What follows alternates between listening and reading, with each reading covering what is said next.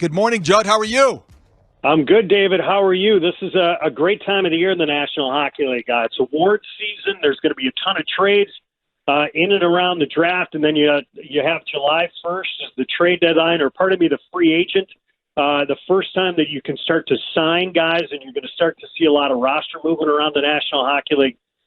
So this is going to be, at least here in the next couple of days, a busy time of year. Well, it's great to have you on, and not just because you are a Score original and you can reminisce a little bit about being on the radio station where you started your career, but also because of the Bruins deal with the Hawks last night. And you are somebody well familiar with Taylor Hall and Nick Foligno, and you can help us understand, number one, why the Bruins would be in a position to need to execute this salary dump, and secondly, what kind of players are coming to the Blackhawks?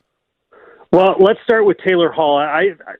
First of all, I think that this is a very savvy move, really, for both teams. For the Bruins, they need to get some salary cap space because they have a lot of room that they need to create, and it's hard to do in today's National Hockey League. Believe it or not, there aren't that many teams that have a lot of salary cap space. The Blackhawks are one of them. But for the Blackhawks in particular, if you're going to draft a generational talent, and that's the word that's associated with a guy like Conor Bedard, you want to give him someone to play with. And by picking up a guy in Taylor Hall, you have an elite top six forward, a guy who's going to be able to play on the left side with a guy like Conor Bedard, who understands what it's like to come to a hockey mad market to be the first overall pick. So that will help insulate him. And a guy like Nick Foligno, assuming he's willing to sign there as an unrestricted free agent, because remember, his contract just ended. He was just paid just south of $4 million per season. They're going to be able to surround him with a character player both on and off the ice. He had a bounce-back year in Boston last season. His first year with the Bruins, he had some injury problems, but he's a guy who can still provide a lot of value both on and off the ice as a character player and in the middle six for the Blackhawks. And for the Bruins, it creates some cap space. They have to get out from under Hall's contract. He makes $6 million this year and $6 million next year. And if you're starting to forecast what else is going to happen here in the next couple of days, expect to see the Bruins names jettison some more guys off their roster, especially from the back end, because they have some guys they need to sign. Judd, the Blackhawks still have to spend $10 million just to get to the salary floor. So they're in a very different position than the Bruins are. So they may make another deal or two like this to benefit from other teams' salary dumps. I wonder in Taylor Hall, who was a former MVP, who is a former number one overall pick, he can relate to a lot of the things that Conor Bedard will be going through next year, as we said. What's he like in the room, and what is he like as a teammate and maybe in this role as a mentor? Well, he was well regarded in the room. Certainly a guy who was well liked. You got to remember that, go back a little bit here, and the reason that he wanted to come to Boston, and he essentially forced the trade from Buffalo, where he spent 1 year, is he wanted to come to learn from guys like Brad Marchand and Patrice Bergeron. In the same way, if you go back a few years, when Marian Hossa made his move from Pittsburgh to Detroit, he wanted to learn from guys like Pavel Datsyuk and Henrik Zetterberg. And I think it's going to make Hall an even better player as he comes to the Blackhawks. He was a reliable piece for the Bruins. If you look at his numbers last season, I think some of the numbers may be down from what a lot of people assume his numbers should be, but he's going to play in an elevated role with the Blackhawks. And I would expect, playing alongside a guy like Conor Bedard, who's going to play not only top 6 minutes, but top line minutes, number one power play minutes. He wasn't getting those opportunities in Boston because he was playing behind Marchand and Tyler Bertuzzi, who they had to acquire after Taylor Hall got hurt in Calgary, sort of late in the season, just maybe a day or two before the NHL trade deadline. But I don't see any reason why Taylor Hall can't put up 30 goals and 70 points. I think the experience in Boston and learning from guys like Bergeron and Marchand, who, whatever you may think about Brad Marchand, he's still one of the premier left wings in the game, and Patrice Bergeron, one of the greatest leaders that the National Hockey League has ever seen. I think that has helped his game.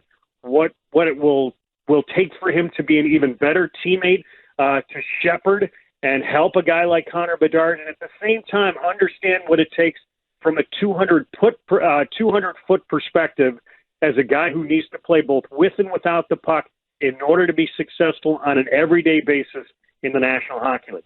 Joined by Judd Sirott, the fine play-by-play voice for the Boston Bruins here on Mully and Haugh. Mully under the weather this morning. So, Judd, when you look at what the Hawks are on the verge of, you spent a lot of time in this town covering the Blackhawks during the heyday. You know what it looks like from the top of the mountain, and you know from afar how far they have fallen. And now the climb is resuming in theory. Now they're going to try to get back to respectability and put themselves in a position to contend. From your vantage point, knowing what the organization has been through, how far away are they? Well, it's a difficult. That's really difficult to be able to gauge and forecast. If you look at a few teams around the league that have drafted first overall, and they've drafted different players. Take Buffalo. They drafted first overall on two different occasions. Those were both defensemen, and Owen Power and Rasmus Dahlin. They're on the cusp of making their way back into the playoffs. Both of those guys were drafted first overall here within the last 6 years.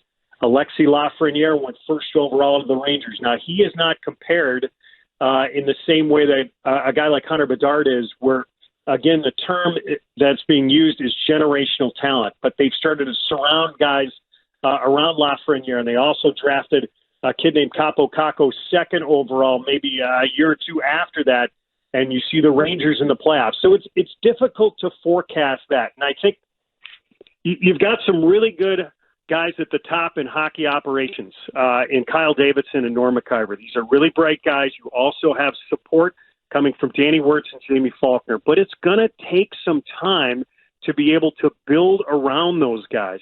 Take another player in Jack Hughes, who had a fabulous season for the New Jersey Devils. It's taken the Devils some time, but all of a sudden this year they find their way into the playoffs. They win around. They surprise the New York Rangers before ultimately falling to the Carolina Hurricanes in the second round.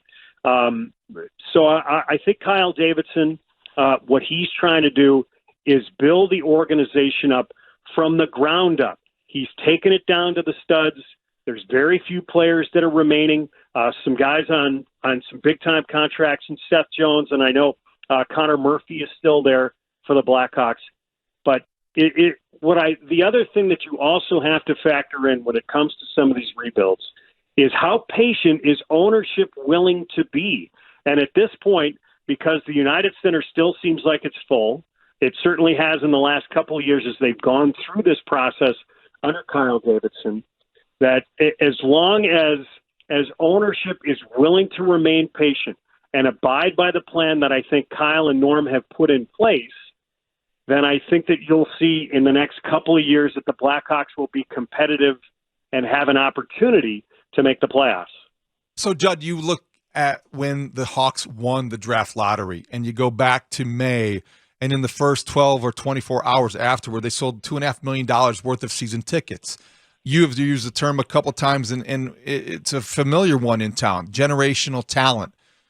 You know the sport. You're around it all the time. When you look at other players and the comps that we'll hear beginning tomorrow night, which I have said could be the most positive night for the Blackhawks since 2015, who is the comp? What do you think the Hawks are getting here in Bedard? Who does he remind you of, and what are the comparisons that make the most sense?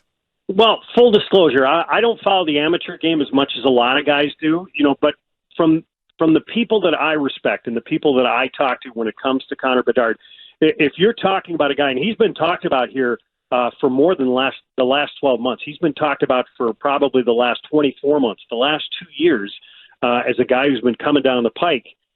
He's compared, at least, it's difficult for me to gauge this, but he is, when you mention names like Connor McDavid or Sidney Crosby, guys like that, go back to Patrick Kane. I don't think that we used the term when Kane was drafted in 2007 as generational talent, but he was taken first overall, and that's ultimately what he turned out to be and helped lead the Blackhawks to 3 Stanley Cup titles, 2010, 2013, and in 2015. But if the Blackhawks have a guy that is reminiscent of Connor McDavid, who just won his third Hart Trophy as the league's regular season MVP. There's a special player that's coming to the west side of Chicago.